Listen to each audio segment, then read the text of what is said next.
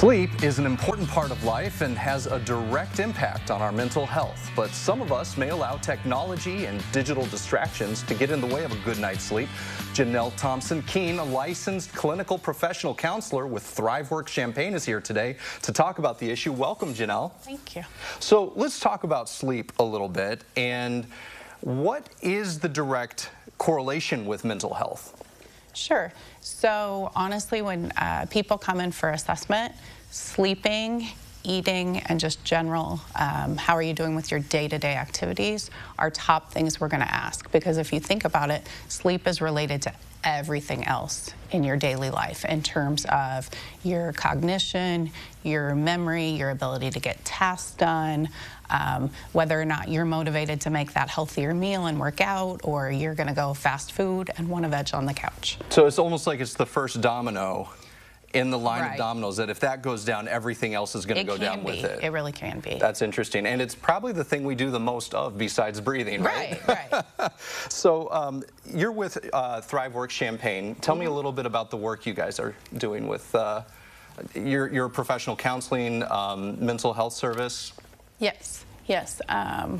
So interestingly, in the past few years, especially with COVID and all the things going on in the world, many people want to be seen for anxiety type issues, depression, stresses of everyday life, life transitions that they've been going through. Those are some of the top reasons that people come in these days. Now let's talk about digital distractions, because I know I'm guilty of this. Sure. I lay in bed at night and I'm on my phone until I fall asleep.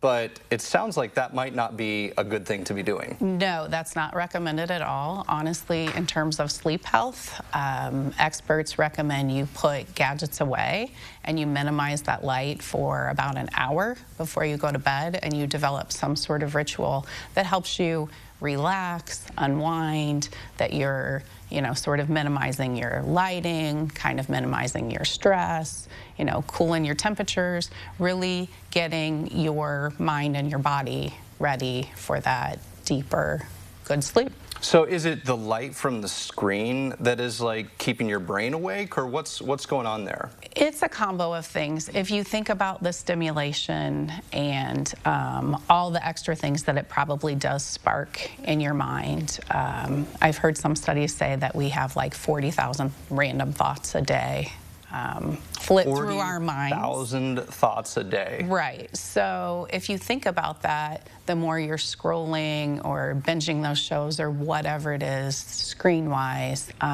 it just kind of keeps you a little more revved up. It kind of keeps your brain moving fast at a time when you really want to be slowing down and you want to be at your most relaxed. Okay. And so if you already have a propensity for any of those sorts of things, you can just really exacerbate your issues too. So that's super interesting to me, because I find myself trying to make myself tired, trying to feel like the only way I can go to sleep is if I'm scrolling on my phone. Oh. So I don't even know where to start. What are some tips if you're trying to get away from digital distractions into a healthy sleep style? Sure. The easiest that a lot of people do, if you like it, reading is ideal. Like if you think good about old-fashioned words on paper. Yeah, because you don't have the blue light issue.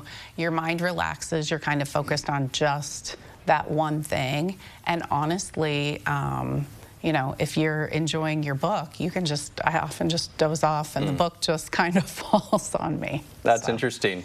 So what about, we're talking about screens, but what about like audio? Can I listen to an audiobook while I go to sleep, or does that also distract and keep the brain going? You don't have the light, you don't have the screen, so that is a good second choice. And then if you think about it, the apps for sleep and relaxation are super popular, and that's there's a lot of rationale behind that. People are struggling more than ever.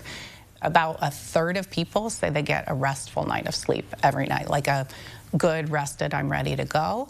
And on average, we're supposed to get 7 to 9 hours of sleep a night, and people aren't getting that. And even if they are, they're not getting that quality. Maybe they're having trouble falling asleep, they're having trouble staying asleep, they're waking up and they're not well rested, or Sometimes when people are struggling with depression and things, maybe they've just lost interest and, you know, energy, and they're not wanting to do those things. But again, the tech is unfortunately exacerbating a lot for us, it's and we're that just first not domino. Realizing. Yeah, and it knocks everything else down. Well, we're out of time for today, but this is something you guys deal with at Thriveworks to help with a lot of different mental health issues. You guys are located in Champaign. If you are interested and would like more information about Thriveworks in Champaign, we are going to connect you at our website at ciliving.tv.